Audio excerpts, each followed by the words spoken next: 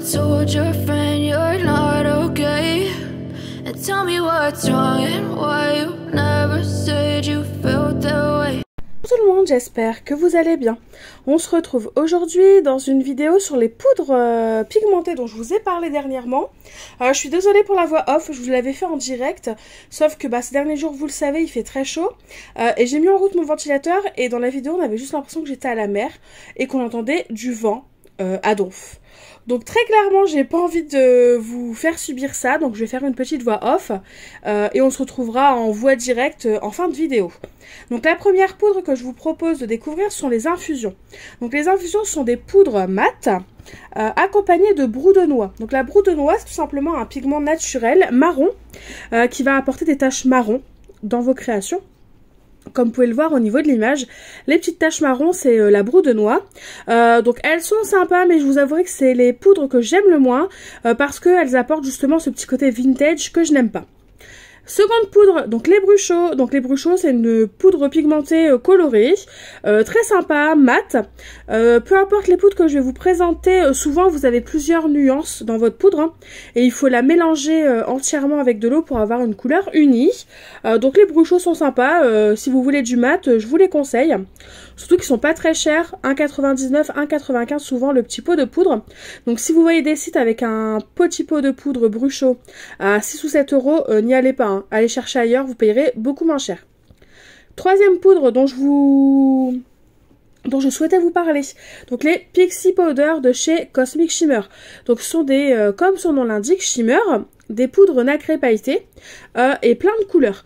Donc pour la Firework Burst, après les autres couleurs de la marque, ils sont couleurs unies. Vous n'aurez qu'une seule nuance par petit pot de poudre. Autre poudre pigmentée et nacrée, peu importe la couleur, sont les nouveaux Shimmer Powder. En fait, dès que vous voyez le mot shimmer dans le nom de votre poudre, vous pouvez être sûr qu'elle sera nacrée et pailletée. Et la dernière petite poudre, donc ma dernière découverte, hein, ce sont les Magical.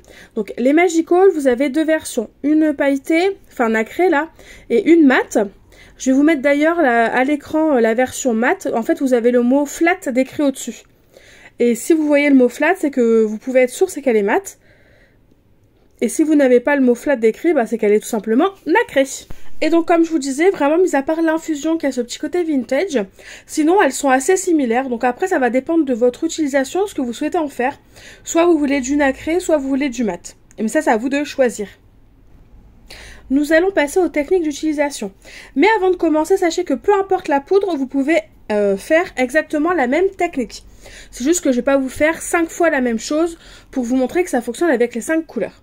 Donc première technique, vraiment très simple, on applique sur un morceau de papier, donc aquarelle hein, bien sûr, vu que ce sont des techniques qui s'utilisent avec de l'eau, donc ce sera plus sympa et le rendu sera plus joli sur du papier aquarelle. Donc première technique, on saupoudre de la poudre sur son papier qui est sec. Et ensuite, avec l'aide d'un vaporisateur ou d'un brumisateur, on va venir activer le pigment et faire des coups de spray en fait sur notre papier. Et là, vous allez voir la magie opérer, la couleur va apparaître. Seconde technique, on fait l'inverse. Donc, on met du papier, de l'eau sur notre papier et seulement après, on vient saupoudrer notre poudre sur l'eau. Et là, vous allez voir, c'est pareil, c'est aussi instantané. La seule différence, je dirais, c'est qu'on n'a pas l'aspect spray et les petits points de spray hein, qui giclent partout quand on utilise cette technique-là. Et en plus, le gros avantage, c'est que vous pouvez choisir un petit peu plus facilement là où vous mettez du pigment poudre. En gros, là où il y aura de l'eau, il y aura du pigment. Et si vous ne mettez pas d'eau, c'est que vous ne souhaitez pas de pigment à cet endroit. En sachant que ça reste aléatoire, parce qu'il ne faut pas oublier que la poudre pigmentée, c'est volatile. Technique numéro 3, on sort son petit pochoir. Donc là, j'ai choisi un pochoir de chez Show & Flower. Et donc, je le pose sur mon papier. Et je vais prendre une poudre. Donc là, j'ai pris une poudre Magical. Mais comme je vous l'ai déjà dit, hein, ça fonctionne avec n'importe quelle poudre. Et on va venir faire, tout simplement, on va venir saupoudrer notre papier, sur notre papier et notre pochoir, notre poudre. Donc, finalement, on reprend la technique du sec sur le sec. Une fois qu'on a mis assez de poudre et que cela nous convient, en sachant que plus vous mettrez de poudre, plus ce sera intense, moins vous mettrez de poudre, moins ce sera intense. C'est pareil avec l'eau. Plus on met d'eau, moins c'est intense, moins on met d'eau, plus c'est intense. Ben voilà. Je pense que vous avez compris le principe. Et une fois qu'on a mis la poudre là où ça nous convenait, on vient vaporiser notre petit eau pour laisser apparaître la couleur. Et si là ça nous convient comme ça, on enlève le pochoir. Comme vous pouvez le voir, le pigment, eh bien, c'est bien appliqué là sur le pochoir. Ça n'a pas fait de gros pâtés. Évitez de mettre trop d'eau parce que sinon vraiment ça va être compliqué. Mais on voit que le rendu est très sympa. Technique suivante, on prend le pochoir et on vient appliquer le négatif sur un autre papier. Donc là, l'aspect, le rendu est un peu plus clair, il est un peu plus léger. Mais après, mon pochoir n'est pas non plus épais, hein. Il est assez fin en termes de détails. Mais sachez que vous avez quand même cette technique-là qui existe et qui fonctionne très bien en fonction du rendu que vous souhaitez. Technique suivante, je ne sais plus à combien de techniques nous sommes, mais c'est pas grave. Pour celle-ci, vous aurez besoin soit de peinture blanche, soit de pâte de texture blanche. Donc moi, j'ai pris de la pâte de texture parce que je n'ai plus de peinture, hein, tout simplement. Mais sachez que ça fonctionne aussi avec la peinture. On vient appliquer sur notre plaque en verre ou sur un bloc acrylique notre pâte de texture. On vient saupoudrer de la poudre sur notre pâte, hein. Et ensuite, on va venir la mélanger et ça va nous permettre d'avoir une pâte de texture ou une peinture colorée. Donc si vous n'avez pas beaucoup de pâte de texture, vous n'en avez qu'une blanche, mais que vous, de temps en temps, vous avez besoin d'une pâte de texture colorée en fonction de votre projet, sachez que ça ne sert à rien d'acheter 36 000 pâtes de texture qui vont finir par sécher parce que vous vous en servez qu'une fois tous les 3 mois. Achetez plutôt de la pâte de texture blanche et utilisez plutôt vos poudres pigmentées pour la colorer et vraiment l'adapter à votre projet. Parce que vous allez voir, on a l'impression que c'est de la pâte de texture bleue, hein, que j'ai appliquée et non pas de la blanche que j'ai pigmentée avec un brushot. Et franchement, j'adore le rendu. C'est vrai que j'étais du genre à acheter pas mal de pâtes de texture avant. Mais depuis que je colore ma pâte de texture moi-même avec mes pigments, j'avoue que j'adore tellement le rendu que je ne ferai pas autrement. Autre technique, cette fois-ci, vous appliquez votre pâte de texture blanche directement sur votre papier. Et on va venir appliquer de la poudre sur le dessus de façon à colorer et faire un effet patouille à notre papier. En sachant que si vous utilisez cette technique-là, votre pâte de texture va un petit peu se colorer, hein. Elle ne sera pas 100% blanche, donc il faut le savoir. Donc là, je reprends le même brushot que précédemment pour vous montrer la différence d'intensité. Que ce soit en mélangeant la pâte ou en l'utilisant avec de l'eau. Donc là, je saupoudre mon motif. Et ensuite, je vais vaporiser de l'eau pour que ça ressorte.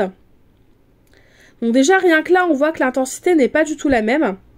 Avec le recul, je pense que j'ai mis trop d'eau. J'aurais dû en mettre un petit peu moins. Mais c'est pas grave, hein. Le rendu, il est quand même sympa et ça me plaît quand même. Mais déjà, rien que là, on voit la différence d'intensité, la différence de couleur entre les deux.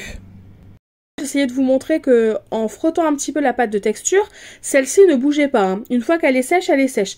Après, je vous avouerai que si vous mettez vraiment beaucoup d'eau, peut-être qu'elle va finir par se désintégrer. Mais en tout cas, là, ça fonctionne bien. Elle ne bouge pas. Technique suivante, donc on reprend un papier et cette fois-ci on va utiliser du vernis. Avec le recul, je pense qu'on aurait pu utiliser aussi de la colle transparente, du médium, enfin bref, vous avez compris, d'autres choses, hein, peu importe. Le tout c'est d'avoir un petit liquide un peu plus épais que de l'eau et qui va nous permettre de laisser des tracés de pinceau sur notre papier. Donc là j'ai fait des petits tas de brushot un petit peu partout et ensuite avec le vernis et un pinceau plat, je viens étaler le pigment pour faire des petits traits. Donc par exemple, on pourrait imaginer une petite marinière fait de cette façon avec un pigment peut-être un peu plus foncé et des traits plus serrés quand même. Mais on pourrait imaginer très bien faire un effet, un fond effet marinière à l'aide de nos pigments. Et là, comme vous pouvez le voir, comme c'est un vernis et que c'est un peu moins liquide que de l'eau, on voit bien les tracés de mes traits, alors qu'avec de l'eau, ça aurait fait quelque chose d'un peu plus uniforme. Pour finir, dernière technique, vous aurez besoin pour ça d'un tampon, clear ou bois ou caoutchouc, peu importe, et d'une Versamark. Ou si vous n'avez pas de Versamark, une encre qui permet d'embosser. Après, la marque, peu importe, on s'en fiche. On vient appliquer notre encre sur notre tampon. Le tampon, on vient le tamponner sur notre papier. Et à la suite de ce tamponnage, on va prendre une poudre pigmentée. Donc peu importe. Là, j'avoue que c'est plus simple avec les Magical parce qu'on peut les attraper. Enfin, on peut attraper la poudre avec un pinceau. Et ensuite, on vient frotter notre pigment sur notre colle vers sa marque. De façon à ce que le texte, en fait, apparaisse. Et une fois qu'il aura apparu, on va venir nettoyer notre surface et vous allez voir qu'on va donner un petit coup de spray et ça va nous donner un petit effet un peu sympa, un peu abstrait et en même temps on arrive à deviner quand même ce qu'il y a décrit. Enfin moi j'aime bien, j'adore le rendu, ça permet d'apporter d'autres textures, une autre chose en fait à nos créations. Je dirais que le plus embêtant au final c'est de venir récupérer la poudre. Donc n'hésitez pas à mettre juste ce qu'il faut en poudre pour éviter d'en perdre. Ou essayer au maximum de le remettre dans le pot parce que vu le prix des poudres, faudrait pas s'amuser à gaspiller tout ça. Je nettoie le contour pour éviter qu'il y ait du pigment poudre là où je ne souhaite pas. Et là vous allez voir, la magie va opérer, on va ajouter un petit peu d'eau en sachant que je pense que j'aurais dû m'arrêter avant dans la vaporisation. Là par exemple je pense que j'aurais dû m'arrêter. Les 2 derniers coups de spray, j'aurais pas dû les faire parce que ça a fait des petits pâtés là où j'essaye d'enlever l'eau. Mais bon, après c'est pas grave, c'est comme ça, c'est fait. Mais sachez que voilà, vraiment vérifiez que le motif vous plaît avant de redonner un petit coup de spray parce que ça va tellement vite avec l'eau qu'on passe à un effet qui nous plairait pas forcément. Donc là, normalement, ma vidéo est quasiment terminée. La fin, on n'entend pas l'effet du ventilateur et du vent. Donc je vais vous laisser avec ma voix en direct. Me revoilà du coup avec mes différentes techniques. Donc la première, sec sur sec. Donc on met notre poudre sur notre papier sec et ensuite on ajoute de l'eau avec un spray. Donc le rendu est sympa, on voit les petites éclaboussures du coup de spray. C'est assez sympa, j'aime bien. C'est la technique que j'utilise le plus. Ensuite nous avons la technique du mouillé sur mouillé. Donc là vous mettez de l'eau sur votre papier et vous mettez ensuite votre poudre. Là l'avantage c'est que comparé à tout à l'heure, c'est qu'on peut choisir un peu plus facilement où on met notre tâche et surtout on n'a pas cet aspect de spray qui peut déplaire à certaines. Donc voilà pour les techniques de base concernant nos petites poudres pigmentées. Technique numéro 3, on met un pochoir, on saupoudre de poudre et ensuite on donne un petit coup de spray et regardez-moi cette merveille. Je ne sais pas ce que vous en pensez, mais moi personnellement je suis fan. Donc là on voit pas trop le côté irisé. C'est ce que je vous disais, les Magical, les Nuvo on voit un peu moyen quand c'est sur des petits détails, même si on le voit un petit peu là par endroit. Mais on le voit pas trop. Vraiment si vous voulez de la nacre et du pailleté à fond, bah faut aller chez les Cosmic Shimmer. Mais le rendu est sympa. Enfin personnellement j'adore, je crois que c'est mon fond préféré. Ici on a le rendu avec le négatif, donc qui est beaucoup plus léger. J'aurais pu rajouter peut-être un petit peu de poudre ou un petit peu d'eau pour grossir un peu les taches. Mais bon, ça reste sympa quand même pour faire des petits fonds sympas. Mais c'est celui que j'aime le moins. Technique numéro 5. La pâte de texture qu'on a colorée. Et bien regardez-moi ce que ça donne, franchement. Est-ce que c'est pas un petit peu très joli tout ça? Moi personnellement j'adore et comme je vous l'ai dit tout à l'heure, on peut venir colorer de la pâte de texture, on peut venir colorer un vernis, on peut venir colorer de la peinture. Vraiment tout ce qui peut être coloré vous pouvez. Hein. Là c'est juste que j'avais de la pâte de texture sous la main donc c'est ce que j'ai pris. Mais vous pouvez très bien le faire.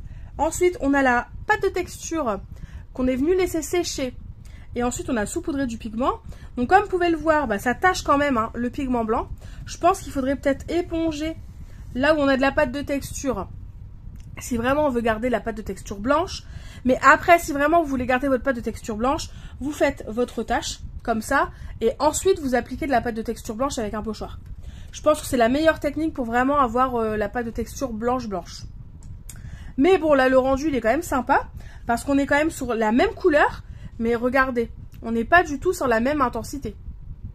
Comme quoi, en fonction des techniques que vous utilisez, vous n'avez pas le même rendu. Ensuite, on a la fameuse technique avec le vernis mat, mais qu'on aurait très bien pu faire avec de l'eau. J'y ai pensé après coup. La seule différence, c'est que l'eau, ça aurait fait moins... C'est plus liquide l'eau que le vernis, donc ça aurait moins laissé de traces. Parce que là, on voit bien les traits de pinceau.